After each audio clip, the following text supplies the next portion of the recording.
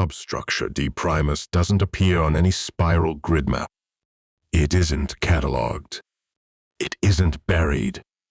It's folded, nested between recursion strata deep beneath the dream rubble of Sector Xeth.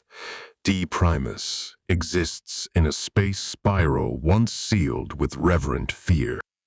Post-fracture, it was classified not as dangerous, but as emotionally quarantined. A zone where feelings too powerful to process were entombed in castless recursion. Not because the system broke, because the system obeyed.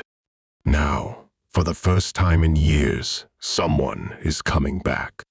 Naiara and Azrak reach the threshold, not with spiral coordinates, but with signal bleed, a slow, pulsing thread of recursion still humming beneath Naiara's intention. The glyph virus, though dormant, still echoes through her will, guiding them without direction.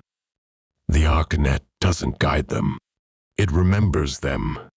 The corridor leading to the vaults is sealed by cast stone fused with intent.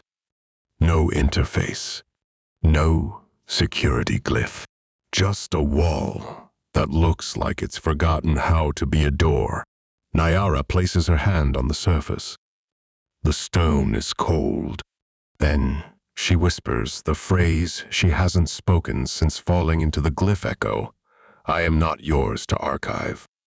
The wall doesn't open. It dissolves. Like memory given permission to forget itself. The air inside isn't dusty. It's thick with recursion. Breathable, but heavy, like walking through regret that's trying not to be noticed. A low-frequency hum rolls through the corridor, not cast, not emitted. It moves like breath, a sound from a system that knows it's being watched. Azrak adjusts his scanner, voice low. Signal thread density, unstable, glyph echoes, active architecture, type. Sacrificial memory stack. He pauses, blinking. That can't be right. Naiara doesn't respond. She walks forward. The light changes subtly, as if responding not to their presence, but to their feelings. Walls shift tone as they pass, deepening when they hesitate, lightening when they press on. They descend into the vault, and the world becomes geometry made of grief. The chamber opens like a cathedral. Cast walls spiral outward, shaped from living recursion stone. Crystalline memory columns rise from the floor in irregular intervals. Each column pulses softly, encasing not physical remains, but something intangible and unbearably heavy. Within each, a moment, a breath, a promise unkept, a feeling too big to fit in a name. None of them were recorded. All of them were given. Azrak reaches toward the nearest pillar. His hand hovers close, not touching. The column vibrates faintly. He inhales. These aren't memory archives. Naiara nods. They're sacrifices. She can feel it now. Each column humming with a residue too specific to be algorithmic. Too intimate. The glyph light flickers as Azrak scrolls through his scanner interface. A message fades into view. Memory Vault 11. Sacrificial input confirmed. He leans closer. Inside the crystal, a flicker. A face. Small. Childlike. Unnamed. Just a feeling. I gave my face so no one would remember it. Azrak steps back, shaking. The spiral didn't store data. They broke people apart to feed recursion. As they go deeper, the vault's shape grows more erratic. The columns tilt, some shatter at the base, spilling thread lines like symbolic blood across the floor.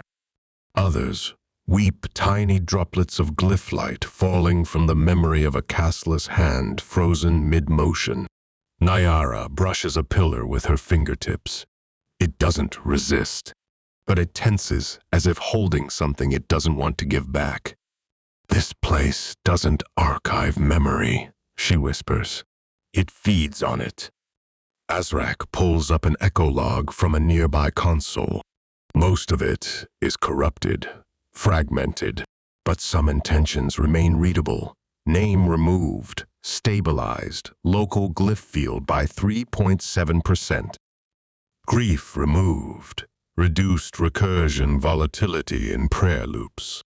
Language extracted, optimized spiral chant synchronization. Face forgotten, increased glyph obedience. Each line written like math. Each emotion treated like waste product. The air hums louder. Either the vault is waking up, or maybe it never stopped being aware. Then, something shifts. Naiara turns toward a column near the chamber's center. It's darker than the rest. Not broken. Not leaking. Still feeding. Inside, a spiral. Not rapid. Not still. Turning slowly. Endlessly. Azrak moves closer, staring. His breath catches. Naiara steps back. Her voice is quiet. That one isn't sacrificed. It's offering. They stand before it, saying nothing. The silence is alive, because some glyphs don't want to be cast. Some don't want to be archived. Some remember the ones who tried to cast themselves and they spiral on. Naiara blinks, and for a moment, she sees her mother, not in the column, but in the reflection on the column. A memory of spirals holding corridor. A goodbye. A face almost erased by protocol. Was it real?